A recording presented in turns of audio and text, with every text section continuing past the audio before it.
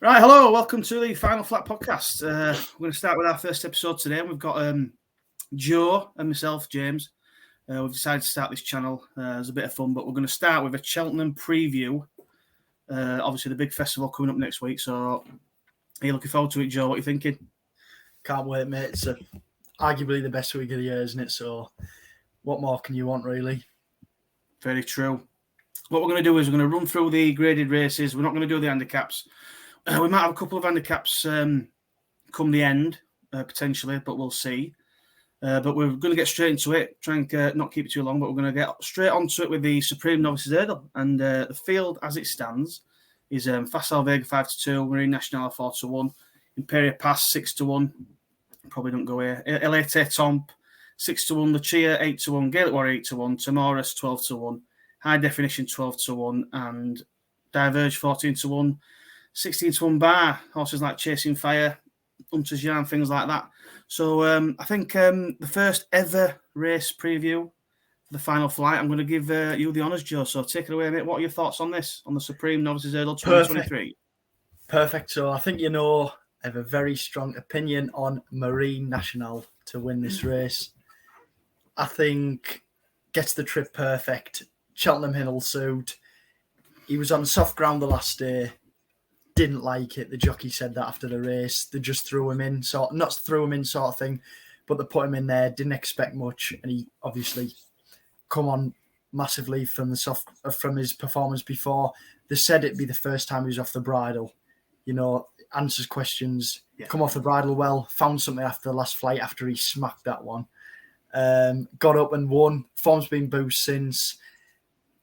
Arguably, there's a split camp, isn't there, Facile Vega, Marine Nationale? Yeah. You can't have Facile Vega after the last run. I know we spoke about this.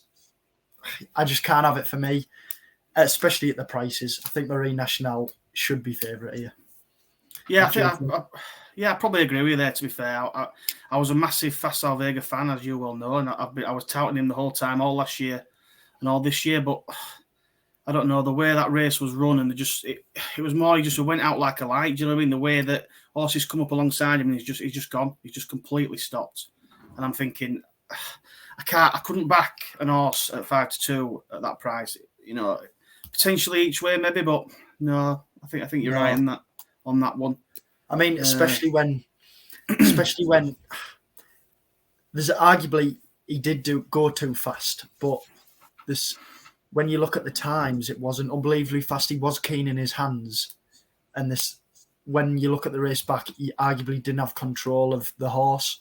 And that's why he blew out. But like you say, for me, he stopped dead. Mentally, for a horse, what does it do?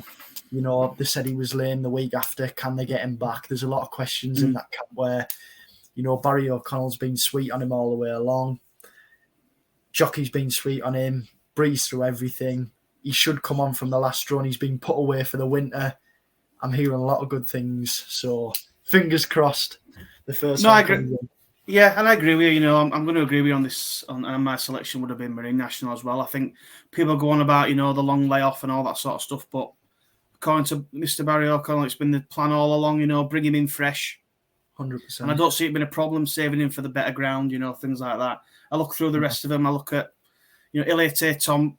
Like I say, the race sort of fell apart. Did he just pick up the pieces? Maybe, maybe not. Could he improve to win this? I'm not sure. It's not one I could. The way he races Keeling before, it's just not for me really. I can't really have Timoris. He's not one for me. If a Tolworth winner, I couldn't have him. Form's not really too much, to be honest. Again, you could say that race fell apart too. Well, that's it. And then you've got the likes of Imperia Pass going to Ballymore, Lucia's Mares Novice, Gaelic Warrior Ballymore. It's. High Definition's an interesting one. What do you think? Would you have done anything if you'd have stayed up in that race against Facile Vega? I seen a podcast and I thought they summed it up perfectly. You couldn't be confident on him, but you wouldn't be surprised if he ran a good race. For me, round Cheltenham, there's a lot of questions, but he's got the talent. If he can jump well and he can get in a rhythm, you never know. But I mean, like you say, after the last run, you can't really be confident on him. But yet again, you wouldn't be surprised if he come a good third or something like that, would you? Yeah, no, I agree. And I think probably the only other one I'd maybe give a squeak to that I quite like was Chasing Fire. Yeah, I thought his you've got form that was big pretty price, good. haven't you? Yeah, I've got that bit of a big price, but I think even at the price now is not a bad little each way price. But other than that, I think you're right. I think I'm going to stick with Marine National, and I think hopefully he'll get us a festival off to a flyer, mate, because it'll be a nice start. Yeah. Right, moving on. Are you happy with Yeah, to move so on? the next race will be the Arkle. Split decisions, split camps again. Yeah. So we've got El Fabiolo, John Bon, joint favourites, I believe, 6-4. Yeah, I've got 64 El Fabio, John Bond 13-8, 9-2 Dice at Dynamo currently, Samoa 10-1, Banbridge 10-1, Appreciate 10-1, etc. 14-1 bar. For me, I'm going to stick with him. He's over here somewhere. Here he is, Mr. John Bond. I was a massive El Fabiolo fan, to be fair, for a while beforehand, but I'm not keen on the way he jumps. To me, he's got a mistake in him. He looks an out-and-out stayer to me. I'd have rather him being in the Turners. I think if he goes to the Turners, he'd give Matty Potter a real good run for his money, to be honest. But I think Dice at Dynamo is probably going to go off like the Clappers. It's going to set it up for John Bond. He's got economical jumping, you know what I mean? I think he'll get in there and he'll pick up the pieces once Dice at Dynamo folds. And I think El Fabiolo might not even get around if he got a mistake in him like he usually does. Can he recover on this? I don't know. What do you think? I agree there. I've got John Bon at a big price, so I've always been in his camp, you know that. But for me, I think it's the tactical pace he has. You see, I mean, the last run, Henderson did say there's 2 horses in the race. He doesn't know his price. He's gone and he's won. Mm. I mean, he's won a race. You can't knock him for it. It might not have been impressive. The form's, you could say, boosted. Calico won at the weekend. But like you say, as Vel Fabiolo, I thought the race sort of not blew up, but for me, Appreciate it's miles better than what he showed. El Fabiolo, I just can't get away with him. Like you said, his jumping, I feel like the way John Bon jumps as well, he gains lengths at fences. I feel like El Fabiolo will be the opposite. And in Grade 1 races at Cheltenham, you can't be doing that, can you? And I agree with you on Dysart. You know what happened last year? He went off like the Clappers and fell. I don't think he'd have kept the gallop up either way. So, no, I am in the McManus colours camp for this one. Well, like I say, a quick one on that. I'm a little bit on the side of, yes, a slightly shorter trip than the Irish Arkle for Dysart. So it might help him in that way. But I just think he goes off so quick, they won't be able to restrain him enough. And if they do restrain him enough, it means John Bond's within striking distance. Do you know what I mean? And 100%. I think El Fabiolo, if he makes a mistake or two, you know, these fences come quick and fast in the Arkle. And, excuse me, yeah, I just don't think he'll be able to keep up, basically. I think he's more of a Turner's horse myself. But, yeah, my selection for that would be John Bonner. Yeah, are you in agreement? Yeah. I'm in the John Bon camp, mate, I am. Lovely. Right, we'll go on to the next one, swiftly on to the Champion Hurdle. I think this one will be pretty quick. We've got Constitution Hill at 4-11 on. State Man at 11-4, Vauban 10-1, who I think has been a bit disappointing this season. I like to move it 14-1, and nobody else worth mentioning. So go on. What do you reckon? Are we all going to steam into 4-11 on, or are we going to leave him? What do you think? Well, for me, it'll probably be. Well, I won't be betting on him, but I do think he'll win. State Man's been good, but Constitution Hill just seems a different animal altogether, doesn't he? But I would give a small mention to Vauban. Really? Each way, yeah. I think he has a strange season this season, hasn't he, really? Yeah. No one knew if he would make Cheltenham. The third last time, I don't think was too bad. Half a length behind Honeysuckle. She went off favourite that day. I mean, well, she had money for her late money. I would write her off. I think she's on the decline. Pains me to say it. If she turned up here, which I don't think she will, but I would say for places, Vauban is probably one I would take, and I think it's more value than the 4-11 on. I think in each way wouldn't be an impossible shout. And also, you could argue there could still be a lot of improvement in him. I think Stateman was sort of, you could say, prime for that run in Leopardstown. Do you not think obviously they run against each other before, and Vauban got quite close. I suppose we were all expecting him to get a little bit closer in that Irish champion hurdle, weren't we? And he didn't really get any closer. Would you not expected a bit more improvement there? Do you think he'll go again and get closer this time? I did, but I thought the race was a bit in and out. Vauban was at the back. He was jumping forward and getting restrained, I didn't think the race suited him. The race before was a lot smoother. He had the smoother passages. There, he looked a lot more keen, as if he wanted to go on and sit on his tail, maybe. I think that'd be my option if I was riding him, because when he won at Cheltenham in the Triumph, he was always stalking the leader on the bridle, and he come with a turn of foot. I think he still got the turn of foot, but I think it needs to be a bit of a stronger gallop, and I think he could start Constitution Hill and get second. Yeah, I think it's definitely going to be an interesting one, because I mean, you're probably going to get 4 or 5 runners, maybe something like that. It's not looking like a strong field whatsoever. No, and you're going to get 3 places now, so I think if you back Vauban, you've got a bit of value there. And it's not a bad shout. It's not a bad shout. I'd agree with you there. I'd maybe give a little small token word for I like to move it. I think you could get a decent price.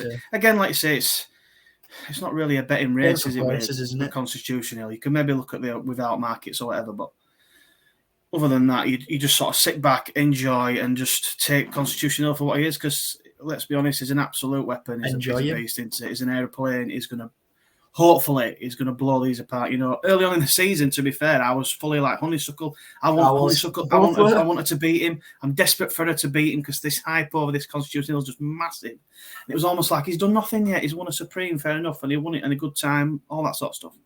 But Honeysuckle's the champ, and it's all just unfolded complete opposite to what we thought might happen. And it's just one of them things, and she's going to, obviously, the race that we're going to go on to next.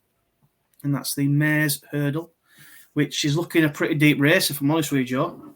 Yeah, it is. You've got Honeysuckle 9-4, Epperson 7-2, Rock 7-2, Brandy Love 6-1, Echoes in Rain 7-1, Love Envoi 7-1, and 9-1, 10-1 the rest. So what are your thoughts on this one? I've got a pretty strong opinion on this one myself, but I'm not sure you'll agree, so I'm interested to see what your thoughts are. I do too, and I really like Echoes in Rain. Oh my. Oh, really like Echoes in Rain. I thought it was very impressive the last day. Very, very impressive the last day. Arguably not beat a lot, but I thought... Did you not say she only sort of does it in grade 2? The step up, she normally comes up short, doesn't she? You could say that, but I feel like it's definitely the value at 7-1. Went to Curragh, come second, still has the speed. Then fell the time after, which you could say not messed with her, but obviously going from flat, a high grade flat race to jumps is a massive difference. And then comes out again in January at Naas and bolts up. I think that would be the pick for me in terms of prices, each way value. I think she's got a lot to offer. There's arguably the camp that Marie's Rock might go the stairs. Yeah, I think that's looking likely. I think, to be honest with you, that's why I'm hearing as well. Yep. So then she goes to Marie's Rock. Echoes in Rain goes to 4th favourite if she pulls out. Brandy Love. I think you like her, but there's question marks over her last run. Yeah. And Love. I'll answer them questions in a minute. Carry on. And Love Envoi arguably wants heavy soft ground, which I don't think he's going to get. And the question is, Honeysuckle. She's had plenty in hand, but she's had a bit of weight allowance. There's still questions, and I think Echoes in Rain's on the improve, and that'll be my selection each way. Fair enough. I'm going to give absolutely no chance to Echoes in Rain in this. I think you've got that big time wrong, but fair enough. Obviously, Honeysuckle, to me, again, it's not a massively big betting race. If Honeysuckle wins, I will be screaming my head off. That's given for most people. Obviously, I think Marie's Rock's going to the stayers, so if she were going in, I would have given her a massive chance to back up last year's win. But obviously, they've got Epperton, so they're going to give her a chance in the stairs hurdle, which is fair enough. She's got a massive chance in that, but we'll come on to that later. I agree with you on Love Envoy. I think she probably needs plenty of cut in the ground, bit of deep ground. I don't think it's going to be that. They're due a bit of rain, but I don't think they're due enough, to be honest. So I'd probably write her off, especially at the same price. Well, to be fair, I'd probably give Echoes in. She'll beat Love Envoy, put it that way. I'll give you one there. Yeah. I just think she's a value, to be honest, mate. I really do. Well, I'm on to my selection, and I'm going to stick with sort of the enigma that is Brandy Love. I just think the way she beat Love Envoy last year, later on in the season, was just fantastic, and she's got that staying power. She jumps left, but I think Cheltenham's going to bring all sorts of improvement on her. That last run, I think you've got to look at everything that was against her. She was giving weight away. She was going against race fit horses, going the wrong way around. She come wide on the bench. She jumped left, and Paul just didn't even touch her, to be honest. And no, 100%. I agree with that. She just come home in her own time. Do you know what I mean? And I get, Queensbrook. She was giving a lot of weight away that day, though. And I did hear, I seen it as well. I thought Paul Townend was very animated for what he asked of her. Well, that's what I mean. I think they just wanted to knock the freshness out of her. She's obviously been off. Get her freshened up and get her ready for Cheltenham. And I think sort of 6-1. I think they pushed her out to 10-1 straight after the race. I thought that was a crazy price, to be honest. A big overreaction on that. And she's definitely better than that, I think, to be honest. And I think if they've got her right, she's got a right chance. And my sort of head says Brandy Love, but my heart says Honeysuckle. To be honest, I'm praying Honeysuckle wins just so she gets to go out as a winner because she deserves it. Yeah, like you said there, not a massive betting race for me, but if I got to have a small bet, it would be Echoes in Rain each way. Fair enough. I like it. Right, we'll go on to the last race of the first day, which will be the National Hunt Chase. A little bit of a muddling race, isn't it, really? It's become a bit messy. Obviously, you've got Short Price Galliard Dimmers Neil at 11-10 currently. You've got the stablemate, same owners, Ramillies, 5-1. Churchtown Warrior 13-2, Marley Mission 7-1, Chemical Ennis 7-1, and I won't mention the rest because they're not really that good. I'll set us off here if you want. I'm thinking if Galliard de Mesnil does go here, he should win this easy. He's miles clear of this lot. He's already beaten Churchtown Warrior by a mile. Marley Mission's been beaten by Churchtown Warrior last time out. Chemical Energy looked good early on in the season, but has not really give us anything else to say he's going to go win this. His jumping's just... I'm not a fan of his jumping, to be honest. I'm not sure if he's going to be a cope with it here, but again... Yeah, I just think Galliard de Mesnil wins. What do you think? 100%. I think he's a class above. Stays all day. Jumps well. I think Paul will just have an easy time on him, really. I think he's a simple horse as well, isn't he? Get him out, jump in, and I think he'll take it up. To be fair, I think this one should be a lot shorter than what he is. Yeah, and to be fair, the only other one I liked previously was Marley Mission. I quite like Marley Mission. When he did that, when he got his win at Navan, I thought it looked quite impressive, and I thought this one could actually improve on and be a real challenger to Galliard de Mesnil. But the run against Churchtown Warrior just let it down for me, I think. I know he got pestered for the lead sort of thing, which wouldn't have helped. I'd maybe give him an each way squeak with it being in a small field. If he gets his own way up front, potentially. If he gets himself in a rhythm, he might have a good chance. But yeah, I think Galliard de Mesnil for me should be everyone's banker on the first day, to be honest, and probably finishes off any hackers from a lot of people. So if he gets beat, it'll be an interesting first day because there'll be a lot of crying faces, I think. What do you think? Yeah, 100%. I'm with Galliard de Mesnil, and I think, like you said there, especially with the prices, I know naps fly around a lot, like nap this, nap that. I think Conhill is probably the most likely winner of the day. However, at the value, I think I would definitely be going Galliard de Mesnil with my nap. Nice, I like it. So you nap for first day. We could do that, to be fair. Naps. First day nap. Are you saying Conhill? You're not going to go... Galliard de Mesnil. Oh, you're going Galliard de Mesnil, sorry. Oh, interesting. All right, well, I'll go for... my nap will be Marine National in the Supreme. I'll go for it. Let's get stuck in, lad. How about that?